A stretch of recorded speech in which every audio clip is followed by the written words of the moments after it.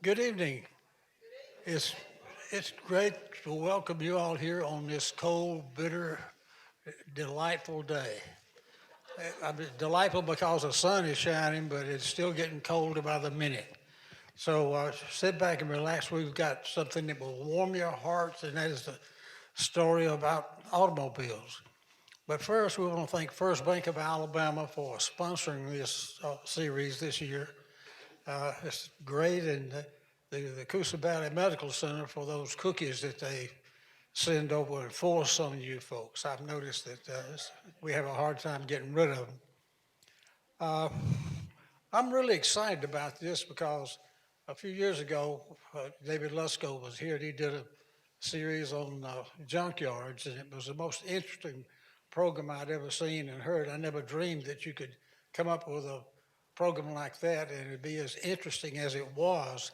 So, as you remember, David is the professor at Auburn University. He joined the faculty there in 2010. He's coming off of a tenure of being head of the history department, and he is certainly uh, deserving of a sabbatical that follows that. It must, higher education must be more stressful than we thought because they give him a whole year off to study, relax, and to declassify himself and check with the CIA and the FBI to make sure that he's going to still be alive. He's a native of Pennsylvania, but he grew up in Atlanta. He earned his BS from Georgia Tech, his PhD from MIT. And for those of you who understand about universities, those are two of the greatest engineering programs in the world. So he certainly is prepared to talk about technology and transportation and manufacturing and reuse and restoration, repurposing, or just junk in the cars. He's published two books, The Business of Speed, The Hot Rod Industry in America, and Junkyards, which we've heard, and uh, we'll probably get you back, David, sometime to do the junkyard thing because I'm sure there's some variations that would be exciting on that. Uh, Prior to coming to the faculty at Auburn, he was editor of an academic journal and instructor at Detroit Mercer. He's thrilled to be back in the South, if this is the South, and he hopes he never has to move back north again or move away. So, David, thank you for coming. We're going to turn it over to you and to the audience. Tell all, if you have your phones, turn your phones off, buckle up your seat belts, and get ready for a ride. David Lucsko. Thank you. All right.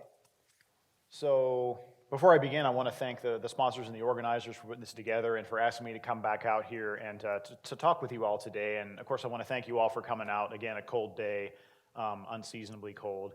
So thank you all for coming out to hear a bit about my work. Now, the history of hot rods, and more specifically, the history of the speed equipment business. This is the industry that makes parts that people use to build hot rods and street rods and race cars and all kinds of things. That's the first real project that I worked on as a professional historian. It was the subject of my PhD dissertation, and then it became the subject of my first book, which has been out now, I can't believe it, for 14 years, and since then I've gone on to write a book about automotive salvage yards, and I'm currently working on a project about the car culture during the 1970s. But I always welcome an opportunity to sort of go back to my roots, as it were, and talk about hot rods and hot rodding and the kind of material that really got me going in my career. So I want to start today with what may seem like a fairly simple question, but I hope by the end of this talk you'll agree with me that it's kind of a deceptively simple question. And the question is, what exactly is a hot rod? What do we mean when we say hot rod? Well, I think most people's reaction, probably the sort of the proverbial man in the street reaction or answer to that question would be, let's see if this will work. Something like this, right? Maybe? Or next slide. I guess this isn't working. Maybe it is. Something like this, maybe. Maybe even something like this. If you're a fan of 1980s pop rock music, right? In the proverbial sense, these are hot rods. They're wild, they're flashy, and they're cool, right? And they're flashy and cool because their owners have made them so. These cars, like nearly every hot rod ever built, started life as ordinary mass-produced automobiles, but were transformed into something unique, something special by their owners, or in many cases by people that their owners paid to actually do the work to transform the car. So in a nutshell, hot rods, if you want to go broad here, hot rods are modified cars. But they're not just modified for looks, and in fact, a good bit of the time, they're not really modified for looks at all. That is to say, looks are secondary at best. Instead, hot rods are cars that are modified to make more power and more speed. So for most of the history of hot rodding, the cars may have looked nice, times nicer than others, but power and speed always came first. That was always first and foremost. So a good benchmark definition of hot rod, a good broad definition that I think covers pretty much the entire gamut of what we think of when we say hot rod or hot rodding, is an otherwise ordinary and mass-produced and generally inexpensive car that has been reimagined and rebuilt for power and speed. First and foremost, that's what we're talking about. Again, this is a pretty broad definition, but I think it works pretty well for hot rodding as it exists today, and certainly for hot rodding as it has existed for about the last, let's say, 60 or 70 years or so. We'll get into that in a moment, though. But it hasn't always been this way. In the more distant past, hot rodding was a much more narrowly defined activity, and hot rod had a very narrow definition. Now, the term hot rod itself first appeared in print in an article published in Life magazine in November of 1945, an article about dry lakes racing taking place out in California.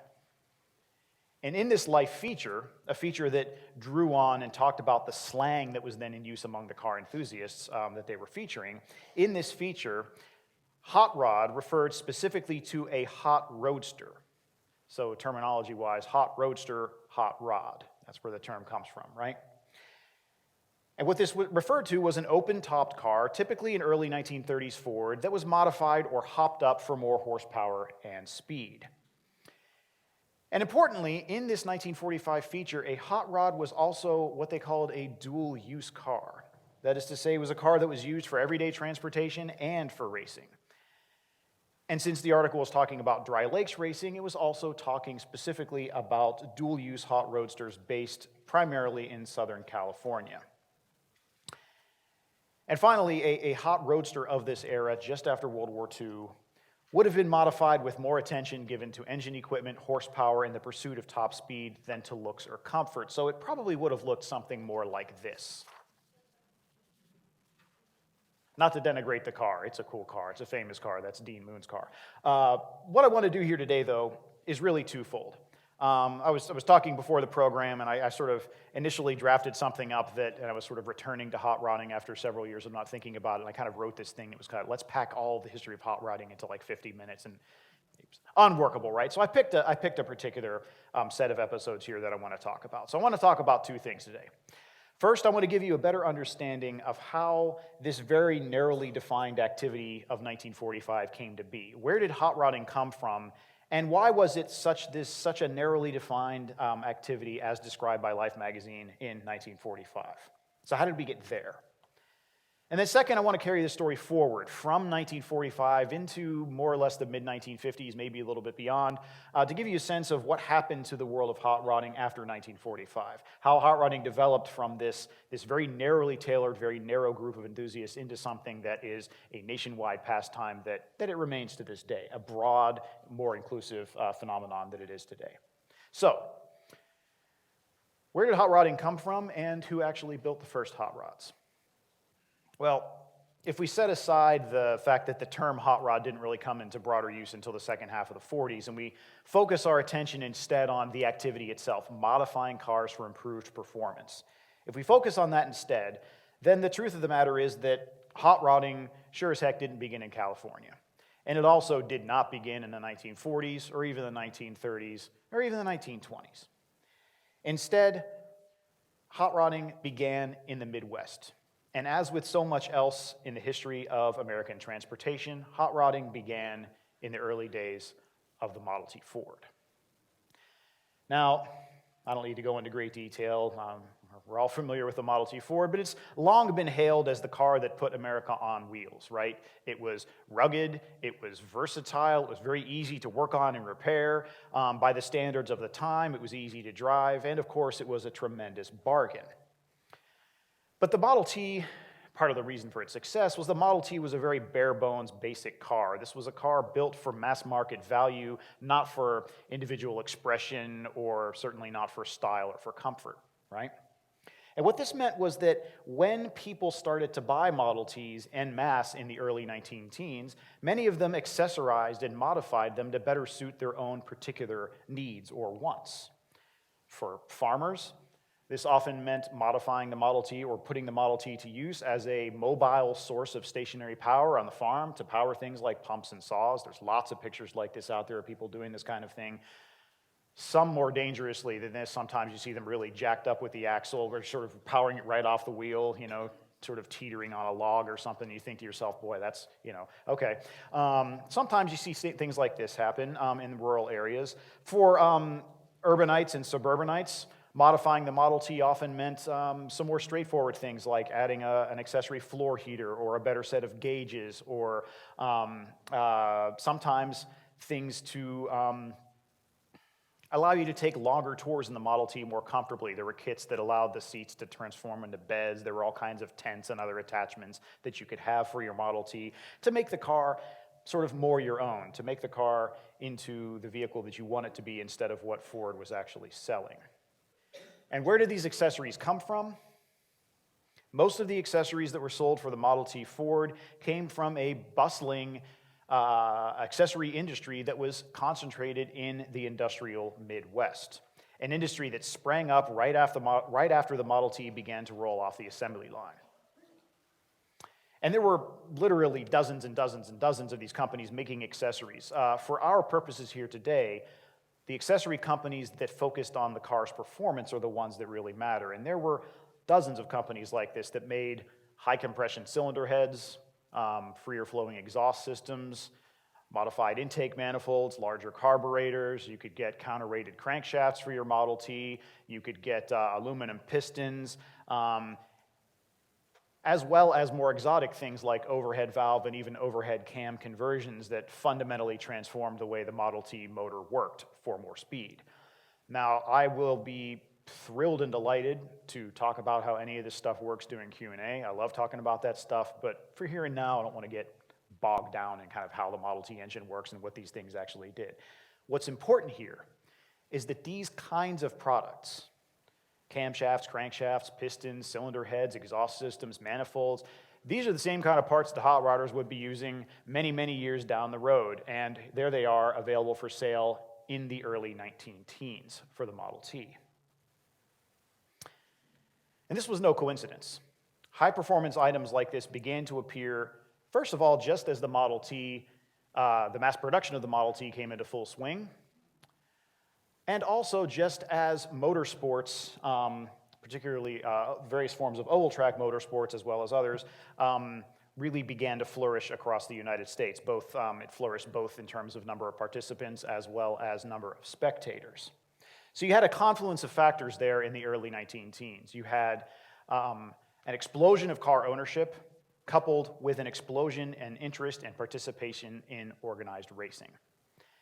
And out of this confluence was born the high-performance aftermarket, which eventually became known as the speed equipment business, the companies promising what they said, more speed for the Ford, to owners of otherwise ordinary cars who wanted to maybe capture a little bit of the essence of what was going on the track, and certainly wanted to see how fast they could make their own cars go.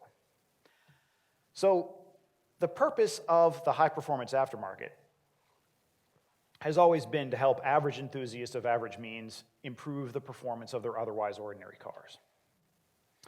But it took more than the appearance and availability of parts to make this happen, right? It also took know-how. And so from the get-go, tips on improving the performance of the Model T appeared in automotive magazines, both in sort of reader-submitted letters and also technical forums, as well as detailed how-to features like the long-running top of the screen's cut off a little bit, but the long-running Secrets of Speed series from Ford, Ford Owner and Dealer, etc. magazines. Tips and tricks for modifying a Model T for use on the track or on the street. Now, as a side note, these early periodicals where these things would appear, these were really broad, everything but the kitchen sink kind of magazines. They had information for dealers, information for manufacturers. They ran poems and short stories and photographs and illustrations. It was kind of everything automotive sort of dumped into one bucket, much broader in their coverage than even general purpose magazines you see today like Car and Driver and Motor Trend and things like that. These were kind of everything in the world sort of magazines. You find these features helping people to modify Model Ts for the track or for the street. And this leads us to what I think is an important question to ponder thinking about these early days of modifying cars. And that is, how do we characterize all of this? That is to say, was the growing practice of Model T Fords primarily about racing, or was it more about the street? So what exactly were the majority of these cars being built to do? And if you go back through and you carefully study the content of these periodicals, and you go back and you study what was going on at racetracks, and you study the parts that the speed equipment business actually produced, it's difficult to escape the conclusion that the majority of the high-performance projects undertaken in the era of the Model T were perhaps inspired by the track, but were built for use on the streets. And consider the language that was used to describe a modified car. With very few exceptions, what we would now call hot rods were called racers or speedsters during the era of the Model T. Now, at a glance, both of those terms seem to suggest cars used for racing, right? Certainly, racer was often used to describe a race car that was actually used on the track. But far more often than not, racer and speedster both actually described cars that were used on the street. And this is evident from the periodicals of the day. Articles that talked about building a racer or building a speedster almost always showed modified cars that were fully equipped for the highway. Headlights, fenders, running boards, license plates, and everything. And the how-to articles that we see during this period also, they talked about speed and performance and that sort of thing, but they also tended to talk about things like, okay, if you're going to modify your Model T suspension, make sure you bear in mind the terrible condition of the roads out there. You want the car to remain serviceable for you. Or if you're going to modify the engine of your Model T, bear in mind cold morning starts, gasoline consumption, reliability, and these kinds of things. Evidence that people are thinking about modifying their cars for use in daily driving. And the advertisements that we see for Model T era speed equipment companies also tended to emphasize street use. So there was, it's always hard to say definitively when the first of anything really happened. The first speed equipment advertisement I found was an advertisement from the early 19-teens for a company called the Levitt Company of New York, and they manufactured pistons and connecting rod assemblies for the Model T engine. And in the earliest ad from this company that I found, they were bragging about how their pistons and connecting rods are used on race cars all across the country. But then if you read the meat of the sales pitch, they're talking about gasoline consumption, reliability of the motor, longevity, and the sorts of things that people might care about if they're building cars for the street. Similarly, the Roof Auto Specialty Company and its successor, the Laurel Motors Corporation, both of Anderson, Indiana, they always featured photos of racing cars and stories and descriptions about racing cars, cylinder head conversions, and things like that. But they always included the most detail and sort of spent the most time in their ads talking about how the performance parts that Roof offered would benefit you on the street, would get you a faster car in daily driving. The same was true of Arthur and Louis Chevrolet's ads for their Indianapolis-based company, as well as those of many, many, many others during this period. But the Rajo Motor Company, too bad that's cut off at the top. It's a pretty cool looking car. The Rajo Motor Company of Racine, Wisconsin, though, was probably the most forward of all of these companies in sort of linking what goes on the street to what goes on the track.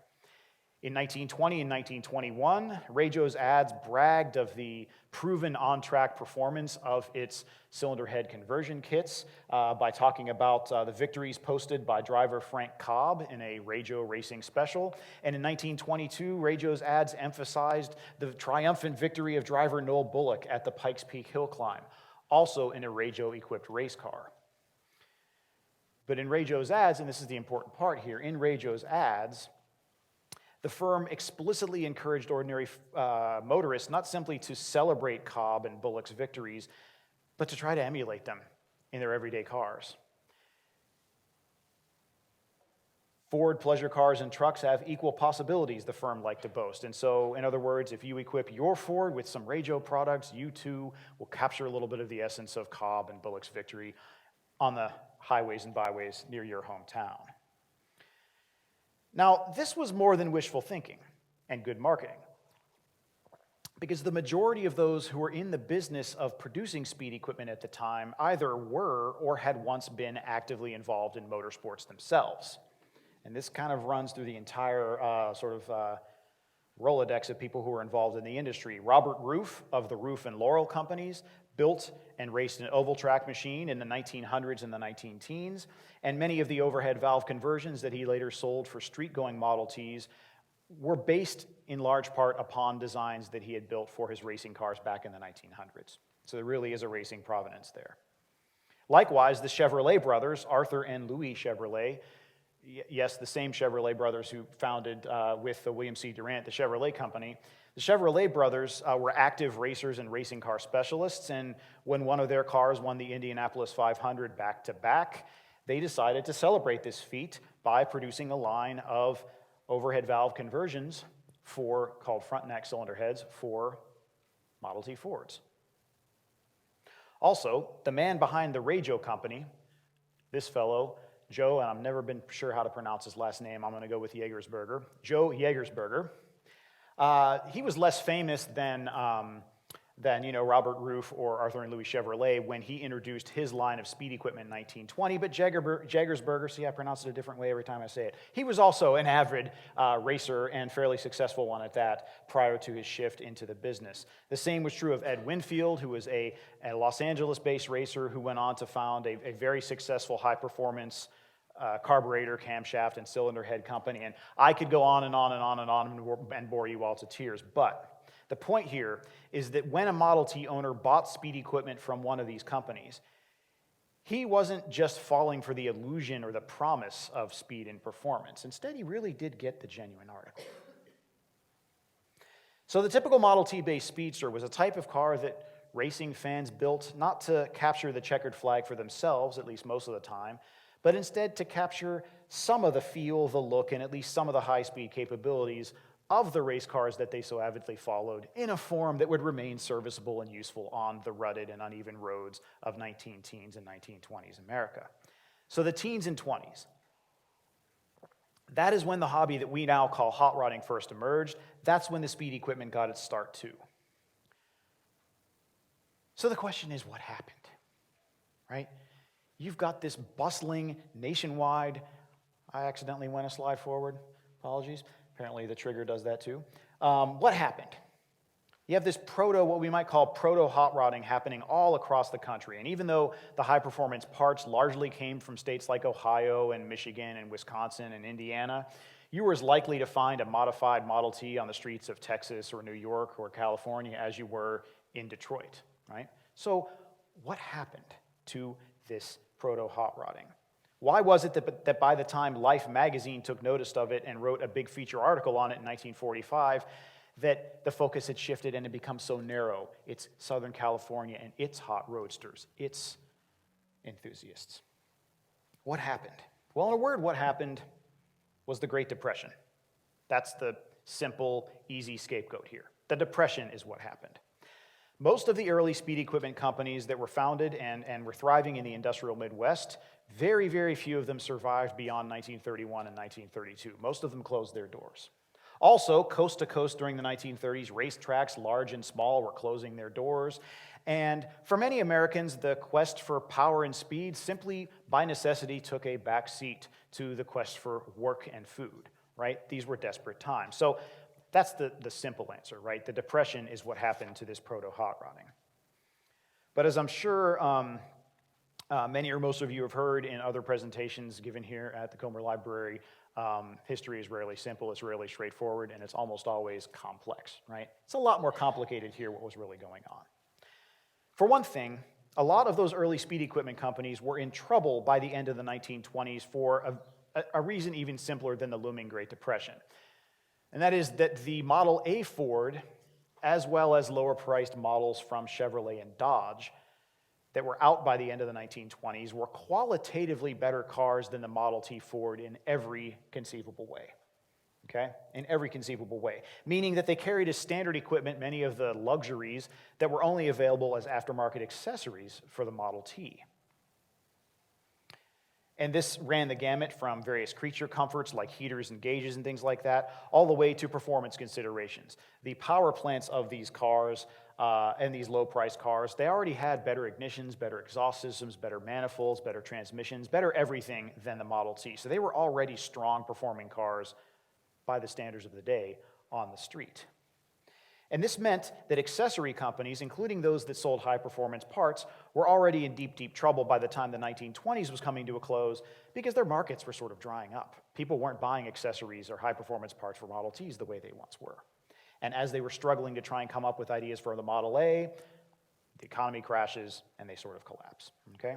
So their markets were already drying up. But there's another reason why the Depression doesn't quite account for what was going on in the world of high-performance motoring during the course of the 1930s. And the second reason is California itself.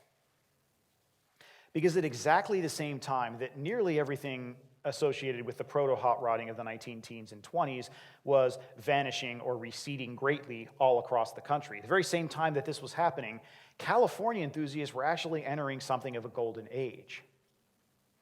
For what we now call hot rodding survived and indeed thrived like never before in 1930s California, and especially in 1930s Southern California, the Los Angeles area, the sort of greater Los Angeles area as we like to describe it. And the reason why this was the case boils down to two essential factors.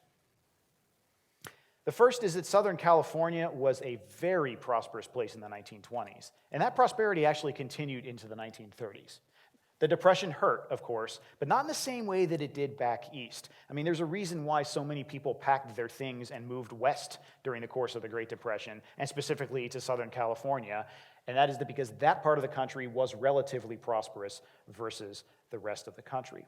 And this in turn meant that car enthusiasts based in Southern California were often able to continue to dabble in luxuries like modifying their cars for more speed when enthusiasts in other parts of the country were standing in bread lines, right? So California was relatively prosperous during the Depression, and that's one reason why we see a golden age emerging there in the 30s. But there's another factor, and the other factor is the environment of Los Angeles itself. And I apologize for the complexity of this slide here, but what we're really looking at here is sort of downtown Los Angeles is right around there. And you kind of go down Orange County's down below the map. You have Burbank, Glendale. You've got kind of a mountain range that kind of runs like this. And then you've got this whole area up here that's known colloquially as the high desert, the Victorville area, Palmdale, that sort of place. And what you have up there, and there's a few of them labeled on the map here, you have a series of dry lake beds up in this high desert area, okay? And now these dry lake beds were perfect for high-speed automotive trials. They're kind of like miniature versions of the salt flats up in Utah, sort of. I mean, they're perfectly smooth, they're perfectly flat, they're perfectly even, and any damage that you might do to the surface of a dry lake by racing cars across it on one weekend would by and large be gone a week or two later because of the contraction of the subsurface water table and the heating and cooling of the surface of the lake would move the water table around, would basically self-regenerate the surface of the lake over time. So you could race across it, do a lot of damage, and then nature would sort of take care of it and prepare the track anew. It's almost like nature was repaving the track for you. So just north of LA, you had a series of vast, smooth, flat, and self-regenerating surfaces that were ideal for high-speed runs. And so by the mid to late 20s, young enthusiasts from the LA area began to flock to these dry lake beds on the weekends. And by the early 30s, they had developed a new form of motorsport that we call dry lakes racing. And what this involved was you would basically get into your modified roadster, head north from Los Angeles, and when you arrive at the dry lake, you would strip the headlights, fenders, running boards, and other unnecessary heavy objects from your car, and you would charge out across the lakes to see how fast you could go. How fast can I actually run my car up to on the lakes? It was a simple form of racing. It was straightforward. And for a long time, it wasn't even organized at all. Enthusiasts would sort of get together with a few buddies, head up to the lakes, and run. Sometimes going out across the lake bed solo, more often than not charging out the lake bed in packs of 2, sometimes 3 or more automobiles at the same time. It was a straightforward form of racing, but it was also, as you might imagine from this slide, more than a little bit dangerous. If you weren't in the fastest car in a group of 3, let's say, or even 2, you spent the entire run literally sort of eating the dust of your opponent and not sure where you're going at all. It's not the safest form of racing, okay? And it's also a form of racing that was very contentious. There's a phenomenon in the hot rodding world, the racing world generally, called bench racing. It's when you sort of sit around long after a race took place, or on when you're not actually racing, and you argue about how well a car did at the track or how well you did. This was rife with disagreement when these people ended up bench racing. No way Bill hit 90 on that run. No way Jim hit 91, because all you had to go on was the speedometers and the word of your friends to sort of tell you how fast they actually drove. So it's a dangerous activity, and it's also one rife with disagreements. And so in time, organized meets with proper timing devices emerged and became the norm as new groups founded by enthusiasts brought order to the Dry Lakes racing scene. And in particular, what's important here is a group called the Southern California Timing Association, the SCTA. There are others, but the SCTA developed some really important norms and standards. They introduced standardized timing equipment to the track, meaning that they had equipment that would measure your top speed instead of relying on what you say you hit on your speedometer. They also decided, for reasons that I'm not going to get into here, but we can talk about in Q&A perhaps, they decided that only open roadsters could race at their events. So if you had a coupe or a sedan, you were kind of up the creek, right? You had to have a roadster to run at their events. And perhaps most important, the SCTA channeled the often chaotic and dangerous pack-style races into solo runs. So once the SCTA was in charge of all of this, you would show up to an SCTA event at, let's say, El Mirage Dry Lake. You would, in your roadster, you would strip your fenders, running boards, etc. off.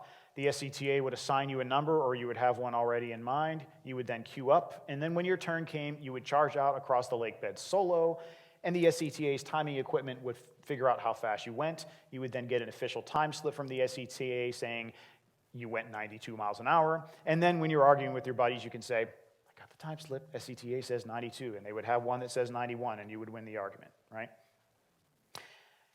What's also unique about all of this is that out on the lakes, these enthusiasts were racing in their daily drivers. These were the same cars that they used to drive to school or to work during the week, the same cars that they actually used to get to the desert in the first place.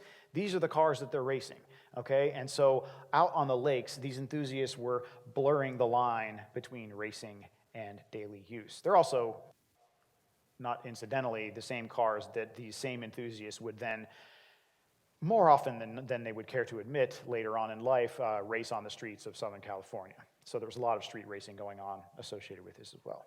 So these enthusiasts raced their cars both on the streets and on the lakes, and they also used them to carry out mundane tasks. So again, they're blurring the line between what happens on the track and what happens on the street.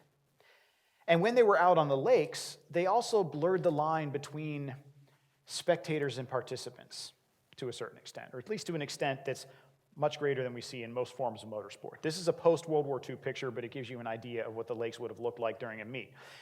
People hanging around, camping, getting something to drink, talking to people, milling around, looking at the cars, examining the cars, arguing about the cars, talking about what modifications were there. It was a very open atmosphere at the Dry Lakes in what we would call the pits in modern motorsport, or in most other forms of motorsports, right? It was a very open atmosphere. And one outcome of this open atmosphere was the emergence of a bustling trade in speed equipment, homemade speed equipment, and then eventually factory-produced speed equipment, especially in the later 1930s. And the way this happened was more or less, and I'm condensing a lot of material here, so bear with me, it's more or less as follows. Back in the early 20s, when this form of racing was starting to take off, most of the people who raced still drove like four-cylinder Fords, Model Ts or Model As. And so the stuff that they used to modify their cars came from those same Midwestern companies I talked about a little while ago, Laurel and Ray-Joe and those sorts of companies, right? But by the middle of the 1930s, the hot motor to have was a motor powered by this, the iconic flathead V8 from the Ford Motor Company, the everyman's V8 engine that Henry Ford introduced as kind of an ace in the hole against competition from Chevrolet in the period, right? And remember that California is a relatively prosperous area during the 1930s, which meant that by the middle of the 1930s, a number of these young enthusiasts who went to the Dry Lakes had already gotten their hands on V8-powered Fords, okay? They could afford them, and they had them. but there wasn't any speed equipment available for them. So all you had was a stock V8. And so what do? You start to tear it apart. You start to think, well, what if I ran 2 carburetors instead of 1? What if I did something to the exhaust system to sort of make it freer flowing? Would that help? What if I reground? What if I milled down the heads for improved, more compression? What if I messed around with the camshaft if you're really adventurous? And what you start to see in the 1930s is enthusiasts making modifications to their own V8 engines, which they would then test out on the lakes. And we only hear about the success stories. We don't hear about all of the people who ruined their cars by doing this in the 1930s. But those who did well, who got a few more miles per hour out of their cars, other racers wanted to know how they did it. And one thing sort of led to another, and pretty soon you have some enthusiasts selling parts that they've developed for their own cars to their friends and even their rivals on the lakes. And this is how new high-speed companies are born in the 1930s. Now, I'll give you a handful of examples here. There are, I keep using the word literally, maybe too much, but there's literally dozens and dozens of these. Let's talk about a few. Tom Spaulding. Tom Spaulding was a young racer who raced a V8 Ford, and he began to sell what he called converted ignitions for the Ford V8 in 1936 when he was still a sophomore in high school. So in his case, in Spaulding's case, he took his new V8 Ford out to the lakes, and it was in stock condition. And the way he puts it, the car ran well, but it would kind of cut out after 4,500 RPM. It had nothing more to give after 4,500 RPM, and he would run out of speed. Wouldn't be able to go any faster. And he decided that it was an ignition issue, and so in the high school shop where he was a sophomore, he built a dual-coil, dual-point ignition system, installed it on his car, and suddenly the car would turn 5,500, 6,000 RPM, which translates into more speed. Other racers noticed, people started to want him to build converted ignitions for them too, and he did. So was born Spaulding Ignitions, a company that would succeed for a number of years. Also, I'm going to give you 3 examples. Here's the second, Tommy Thixton. Tommy Thixton was another of these enthusiasts in Southern California in the 1930s. He found his niche in the manifold business. In his case, he was trying to figure out, how can I adapt 2 carburetors to run on my V8 instead of 1? And what he did was he sketched a design for an intake manifold. He took it to a foundry, had them make a prototype, which he then finished in his garage, installed on his car. Turns out it worked pretty well.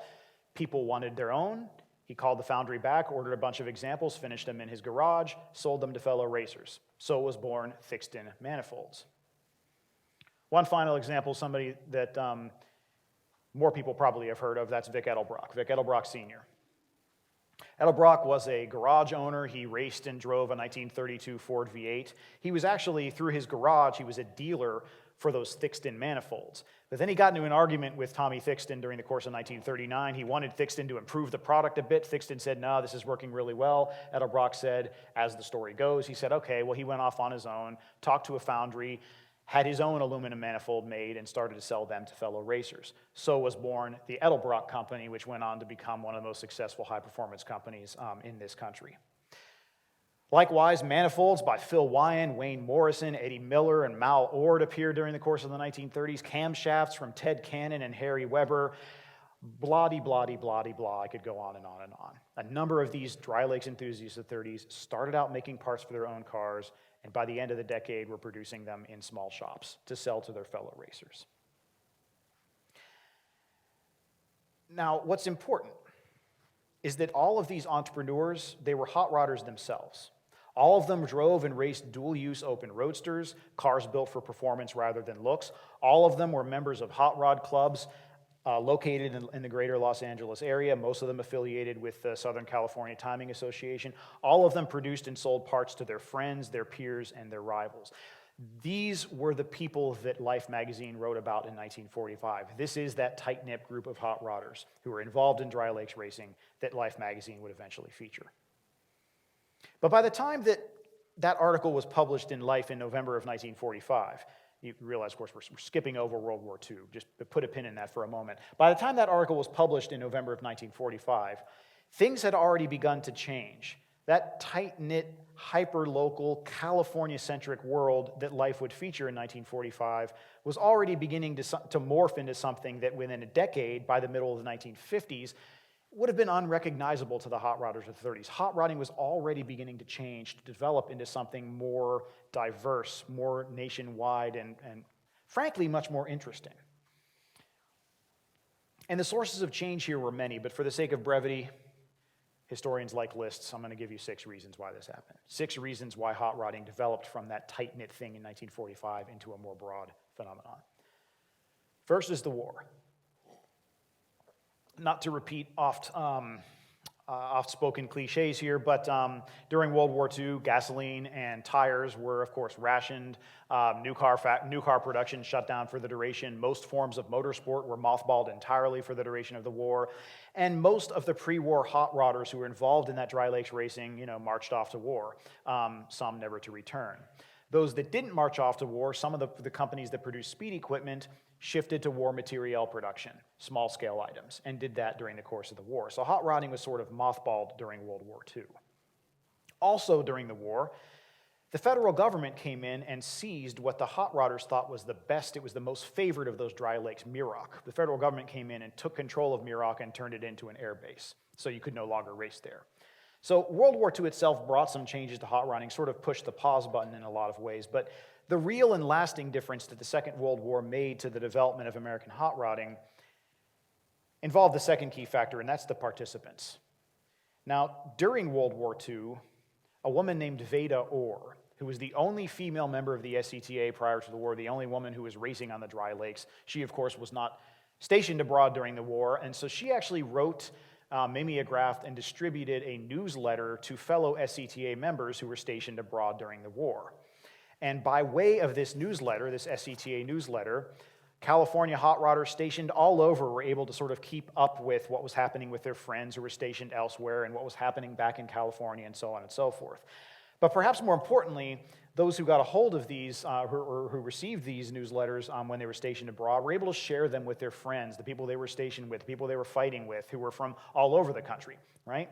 Which meant that when World War II ended and veterans returned home to Minnesota and Massachusetts and Mississippi and elsewhere, they brought news of this California form of hot rodding with them, this California craze with them. And when they got home, they began to work on their own cars, and they began to set up their own races and their own hot rod events. But as they did this, they began to bend the rules. They began to change the rules, if you consider them rules that sort of shrouded that 1945 tight-knit group of enthusiasts. They started to bend the rules. First of all, if you live in Minnesota, you're not going to want to drive an open car, right? You don't want a roadster. Imagine how miserable that would be. Like, even a day like this, how bad, terrible that would be. Convertible, right? So they started to build coupes and sedans, and this gradually became an accepted part of the hot rodding universe. It seems like an easy sort of bridge to cross, right? It's a roadster, it's a sedan. If it's modified for performance, who cares? But this was a big deal. The roadster thing really mattered to those Southern California hot rodders. And so as people are starting to do their own elsewhere in the country, they're bending the rules by building coupes and not just roadsters. They also, and by they I mean hot rodders elsewhere in the country after World War II, they also did a lot more street racing than ever happened before, even compared to, there was a lot of street racing that happened in Los Angeles prior to World War II. But street racing is rampant all across the country, okay? And if you think about it, it's pretty easy to understand why. And that is that there are no dry lake beds in the rest of the country, or at least not adjacent to bustling metropolitan areas that are filled with hot rodders, right? So if you're a hot rodder in St. Paul or in Atlanta, what do, right? You're going to race on the streets. You don't have a venue that's ready to go to. Down in Florida, you have Daytona, of course. You could go there, but there's not a lot of options in the rest of the country. So there's a lot more street racing than ever before, okay? And even among those hot rodders who were veterans of the California hot rod scene and were then veterans of World War II and were returning to California after the war, they were different too. They were a little bit older. They were a little bit wiser. Most of them had a little bit more money in their pockets. And so they started to spend a little bit more money on their cars, the way they looked, the level of comfort. The cars themselves got a little bit nicer. And the hot rodders themselves had a little bit less of an edge than they did before World War II. So the nature of hot rodding was already beginning to shift, and the participants themselves, in large part because of that pause of World War II, they were different. Now, the third key factor in hot rodding changing after World War II was the publications. After World War II, we see the appearance of publications that are specifically geared toward car enthusiasts, very different from what we saw before World War I, these sort of broad magazines. It starts with Hop Up and Road and Track in 1947. followed, you can't see the title up there, but followed by the iconic Hot Rod magazine in 1948, Hop Up magazine in 1951, and dozens of other titles by the middle of the 1950s. And these magazines were geared specifically to enthusiasts, right? And they circulated nationally, so they helped hot rodders located all across the country to sort of learn tips and tricks from the best hot rodders in the country, to find out what was going on in racing in other parts of the country, and really help the culture of hot rodding to take root. But maybe most importantly, these magazines contributed to what I'm going to call the fourth key factor, the fourth key source of change after World War II, and that's the speed equipment business itself. How do you publish an issue of Hot Rod magazine in 1948? How do you fund it? Well, there's a cover price, of course, but you sell a lot of advertisements. And who's going to buy advertising space in Hot Rod magazine?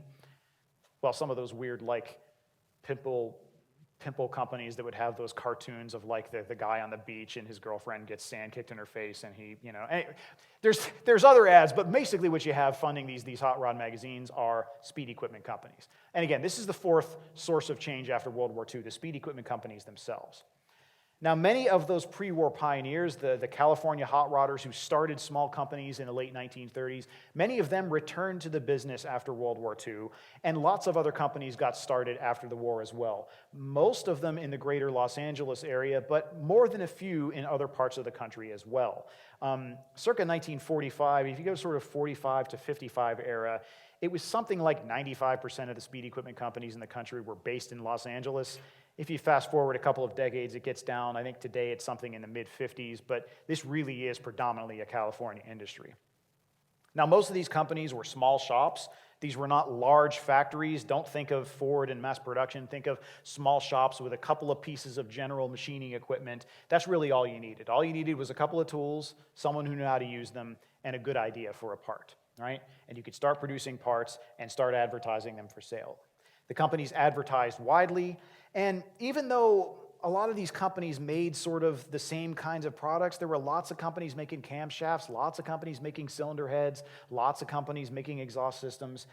They all sort of developed their own identities, and this was often expressed through the development of creative Eddie Meyer built motors for boats and for cars, for example, but the stickers they developed for, you know, sort of that people would put on the back windows of their cars or the side windows or their windshields, what have you, kind of, it's a way of expressing the identity of the company, and it's kind of like what you might see today out there. You'll see, you know, if you go around to sort of a hot rod meet, you might find cars that have like an Edelbrock sticker on it, or certainly you might find like Ford and Chevy.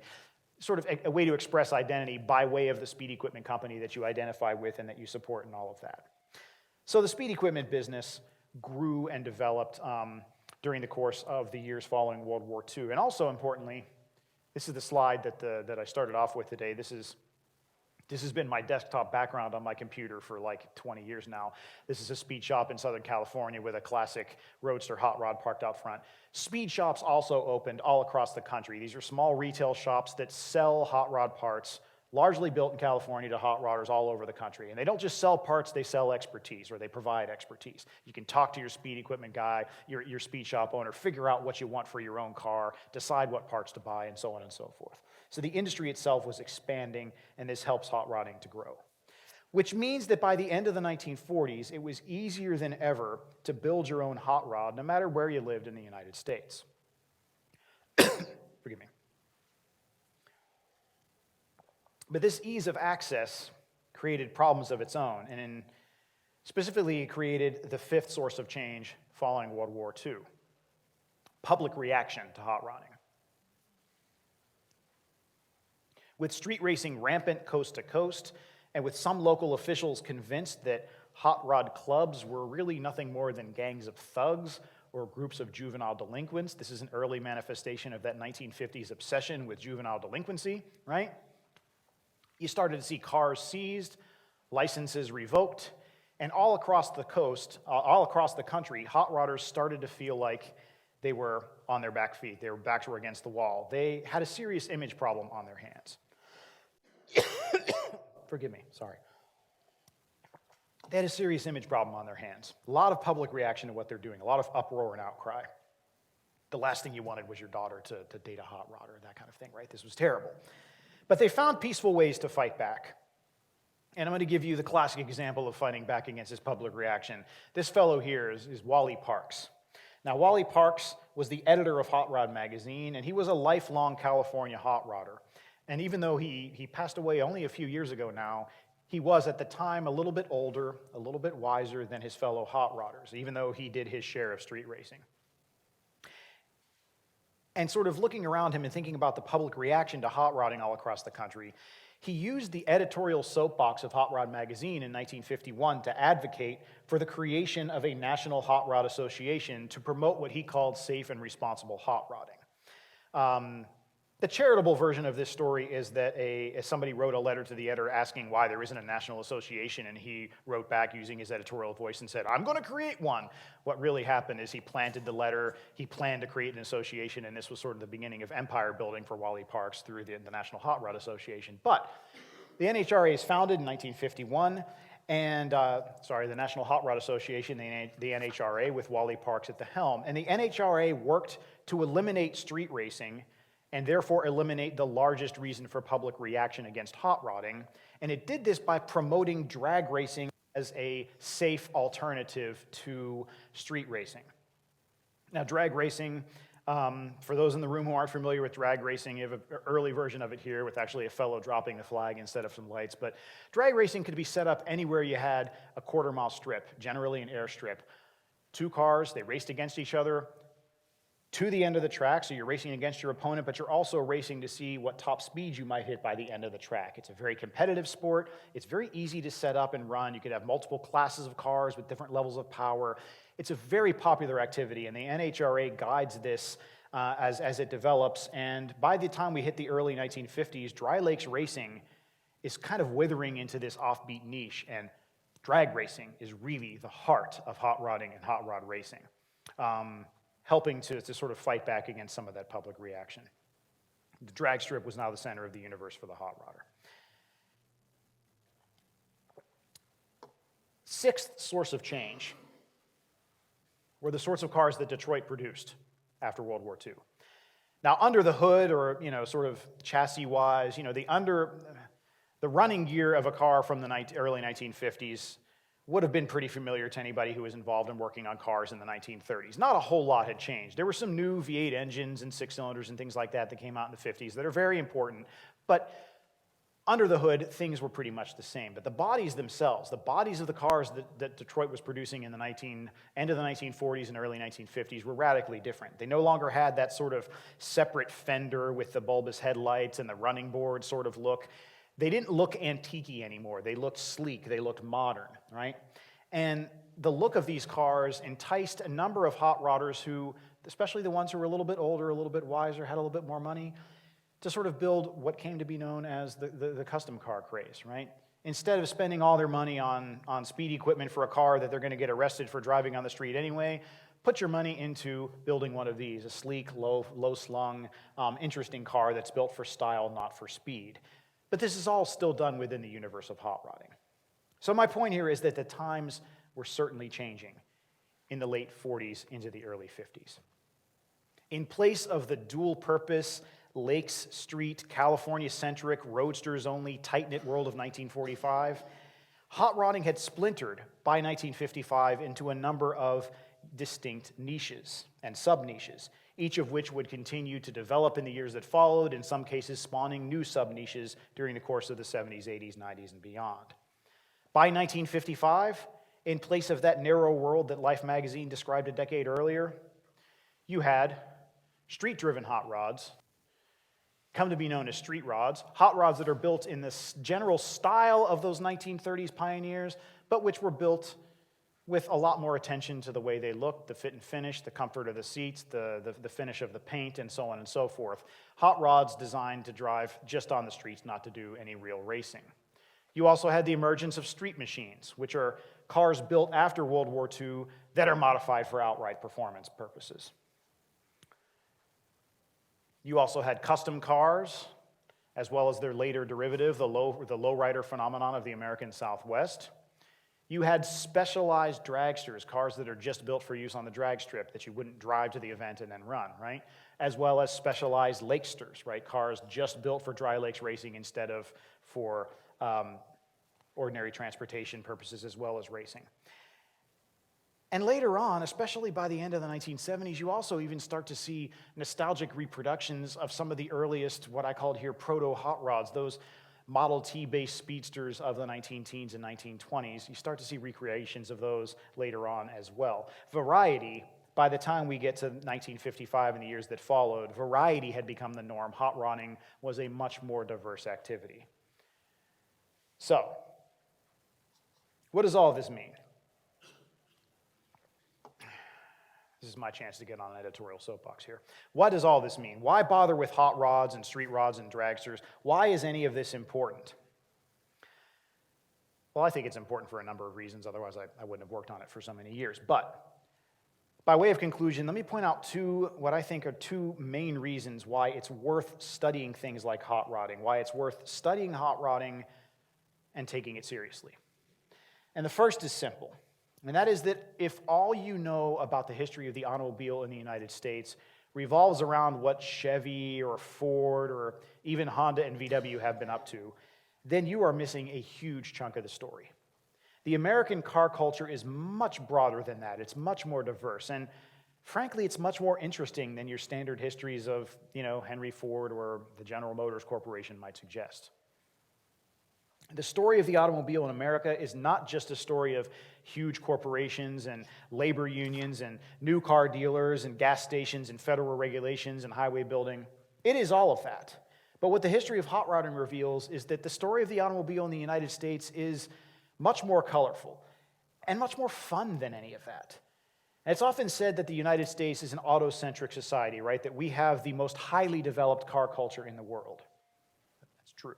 But if all you know is GM and Ford, then you're not even scratching the surface of just how highly developed, how creative, and how colorful the American car culture really is. So that's one reason why I think paying attention to hot rodders, as well as people who do car restoration and so on and so forth, car enthusiasts more generally, I think they're worth paying attention to because you're really missing out on a huge chunk of the story here if you're not. And the second reason flows from the first. I would argue that the story of hot rodding is a quintessentially American story. It's a story of a fast-moving people always looking for more power and for more speed. It's a story of ordinary Americans who aren't willing to accept what Detroit sells as the last best word on what's actually possible. It's a story of tinkerers. It's a story of people pushing technology to its limits, of people competing in cars that they themselves reimagined and rebuilt and tweaked and modified. It's a story of creative entrepreneurs finding a way to market unique products in an automotive world that has for a long time been dominated by large corporations. You don't have to like hot rods. You don't even have to like cars to appreciate that what hot rodding really is, I think, is the American spirit distilled in automotive form. For me, it's not Chevrolet per se that's American as apple pie. It's a souped-up Chevrolet. It's a hot rod. That's as American as apple pie. I want to thank you all for coming out today and for listening to me blather on about hot rods. I'll be happy to answer. In fact, I look forward to any questions you have, anything you want to talk about in the world of hot rodding, racing, what have you. I'll do my best to answer and have a conversation. So thank you all for coming out and listening to me.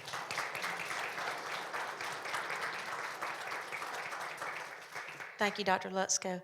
If you have questions, we'll go ahead and answer those now. If anybody asks a question, would you mind repeating it so Sure. that it goes into our recording? Yep. Do we have any comments, any questions? A fellow over there. What is the future of hot rodding, given that there's going to be a limited number of old cars and with computerization? Right. So the question is, what does the future of hot rodding look like given the sort of the dwindling number of older cars out there and the increasing computerization of them and things? This is something that when I was working on this project, even back in the late 90s and the early 2000s, was something that I came across periodically in the history of hot rodding, people concerned about, like, what's the future of hot rodding going to be? They were concerned about it in the 1950s when the supply of pre-war roadsters was drying up, and what are we going to do about this, right? And one answer was the fiberglass body boom of the 1960s. They were concerned about this in the 1970s when federal regulations on safety emissions came in, and there were automakers as early as the 70s arguing for a closed hood where nobody can work on my car, otherwise the warranty's void. People concerned, what's the future of hot rodding, right? More recently, there's been, and when I say more recently, I mean in sort of the 90s and 2000s, there was a lot of concern about younger people not being as interested in old cars or in cars generally as previous generations, and especially today. I was going to reach in my back pocket for my phone, and it's actually in my bag over there, but everybody's looking at the world through a phone today, right? People don't care as much about cars. People aren't getting licenses and so on and so forth. If you had asked me this question when I wrote this book on hot rodding, I would have said, don't worry about it, because throughout the history of hot rodding, each generation has worried about what's going to come next, who's going to carry the torch, right? And people have always come along and carried the torch, right? It has always happened. There's been new generations, they're interested in new things, they may not agree with the way that you think about old cars, but there's always been a next group that takes the torch and carries things forward. I'm a lot more concerned about it now than I was 15 years ago. Concern may be the wrong word, but you have, not just with the computerization of cars in general, but with the conversion to electric cars on a widespread basis that's coming. I don't know if any of you own or have driven any of these things. One of my buddies picked up one of those Mustang, E-Mustang things. It's like a $90,000 car or something. He let me drive. I couldn't believe how fast it was. Never had I driven anything in my life that was anywhere near that fast. And yet, what do? There's nowhere to go from there, right? Or is there? Because with the computerization of cars happening even in the 80s and 90s, and especially the 90s and the 2000s, people found ways to modify cars. The whole import tuner craze, the Fast and the Furious movies, those terrible movies, but they're fun, and people jump cars over canyons. But those cars and the whole tuner craze, a lot of that is based on chip tuning, where you basically have, instead of opening up the motor and figuring out ways to tweak it, you crack into the software code, and it's somebody sitting behind a laptop figuring out how to improve the performance of a car. That kind of thing happens. So I sort of look and I think, yeah, I don't know, maybe. And there may be a case to be made for, and don't get me wrong, I'm a dyed-in-the-wool gearhead. I actually have tried to scrub it free. I was working on a car this weekend. I still have grease in the creases of my fingers here today.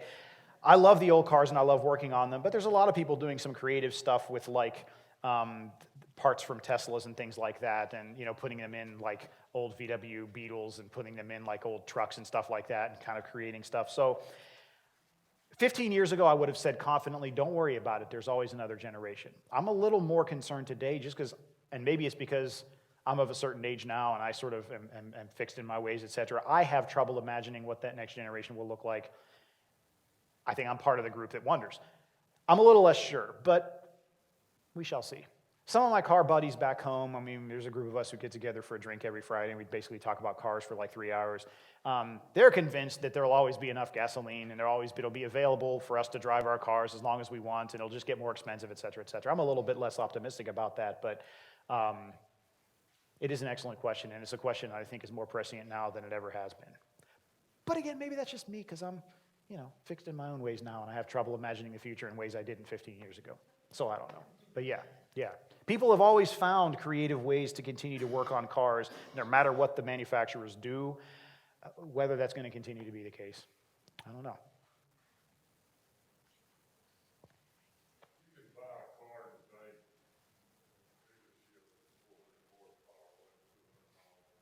dealership Mm-hmm. Yeah, I don't consider that a hot rod because it's manufactured by the, it's an OEM car, right? It's produced by, I would say probably the Chrysler Corporation, the car you're talking about. They make the cars like that today. This is something I've talked about when I was working on my dissertation. One of my roommates was in the Sloan School of Management at MIT, and he's gone on to a career at the McKinsey company in consulting. But he was asking me at the time, like, well, wouldn't it be possible for the manufacturers to build hot rods themselves and sort of, take this? It seems like there's an enormous market niche for GM and Ford. And it was, no, the purpose of a hot rod is it's something that you've rebuilt yourself or you've imagined yourself and commissioned somebody to build. The whole purpose of a hot rod is to take something ordinary and turn it into something extraordinary, or at least something extraordinary in your own eyes. What you're describing with like a new Charger or Challenger or a the new Camaros and that sort of cars that are coming out that have huge levels of horsepower and all that, those are modern day muscle cars, which in the 60s muscle cars were the answer of the OEMs, the answer of Detroit to the hot rod phenomenon. Like, we're going to produce our own cars, and you don't have to go build one of these things. You can just buy one and make your payments and have the car from day one, right? You don't have to engineer anything. You don't have to get your fingernails dirty. You just buy the car and off you go. Muscle cars are important, and when muscle cars were brand new, people were modifying them immediately anyway. So even if it has 400 horsepower, you're immediately going and trying to find more power and all of that. And people are still doing that today with these modern cars. But something that's produced by the factory. Here's a really good example of that. There was an attempt to do this. When was this? The 90s? I'm blanking. It's the Prowler, the Plymouth Prowler. Does anybody here remember that car? Plymouth Prowler was supposed to be, it kind of had the look of a street rod, like, a futuristic from the sort of 1980s point of view, early 90s point of view. But I think it had like a 6-cylinder, and it was kind of like, nothing wrong with this 6-cylinder. I have a car with a 6-cylinder, but like, it's not, they missed out by trying to go, it was a little soft. Very cool looking. Same thing, there was, help me out, folks. There was a Chevy truck that had a convertible top, and it was sort of like a modified, that. All the reviews I read of that said it kind of handles like a Chevy Trailblazer, not a very good car to drive, but it was cool looking. But yeah, that's some of the things you see along the years. But I think you're always going to come up with, you're always going to see the most interesting things, I think, at a hot rod or a street rod show where people have done this work themselves and come up with their own ideas. You're also going to see some terrible things at those shows, right? But one person's terrible is another person's wonderful. So it's part of that variety that makes this world fun to think about and pay attention to. So. Yeah. Being of the age that I am, I'm looking forward to this next generation. Are they gonna take it from the street to the air, to the spaceship? Okay, so the next generation of people working on cars and car enthusiasm, is it going to take to the air or space? I don't know. One thing historians are very bad at is predicting the future. We're terrible at it, comically terrible at it. But I will say that people have been talking about the air revolution since the 1930s, but really en masse since the 50s. There were lots of people in the 50s trying to make a flying car.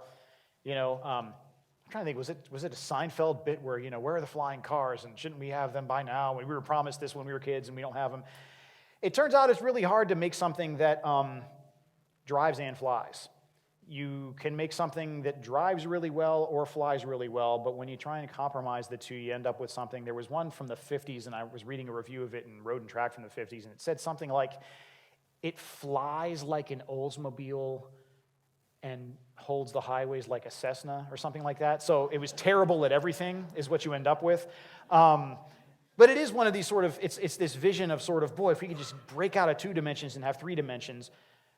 But just imagine the chaos in the skies and sort of, how do you, and room to take off, but also energy use. Flying is enormously energy intensive and all that sort of thing. But it is always fun to think about. What one might do and who knows? If you take any science fiction seriously, and if you watch any science fiction, it's funny to sort of see things that have come true. But I don't know. And I'm not going to pretend to know, but it is something that people have talked about through the history of the automobile, a lot. And generally, the results have been pretty underwhelming when you try to build something flying. Yeah, well, electric cars actually, back in the era of the Model T, or the years before the Model T particularly, there were really 3 forms of propulsion that were competing with each other.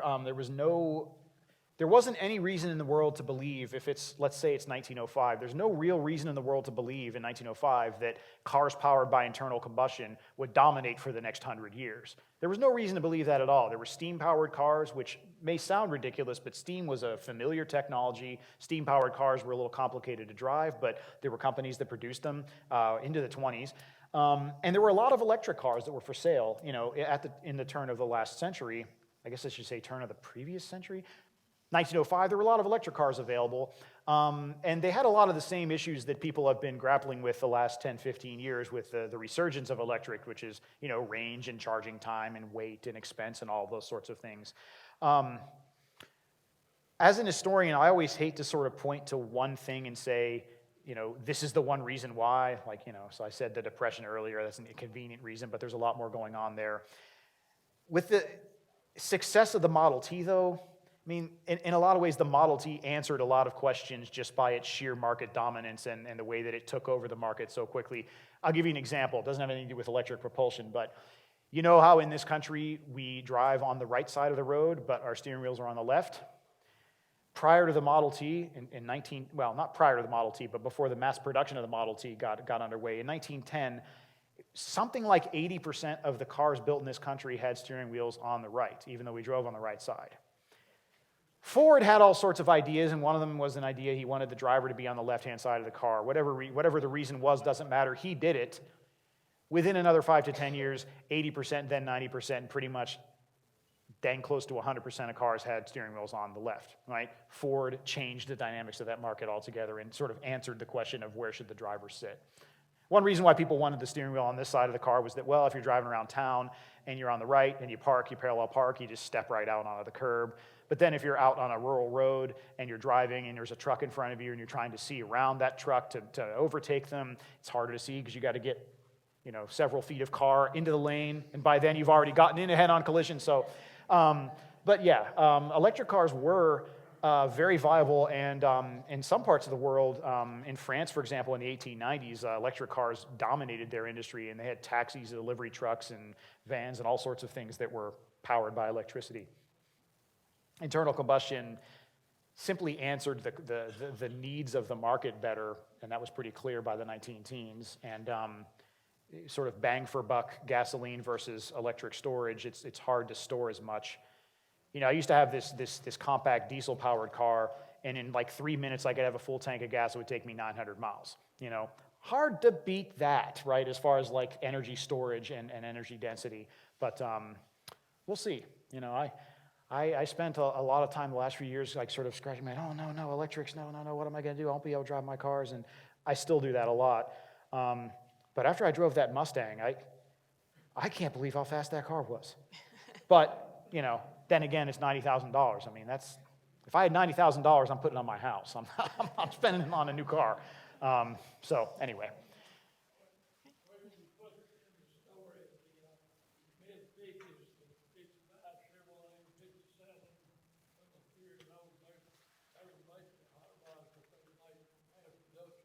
Yes, so beginning in the 50s, you do see, with like at Chrysler, the Hemi engine that's available in the 50s, and then you've got the small block Chevy V8, which is sort of has been the iconic hot rod motor since it came out in the mid-1950s.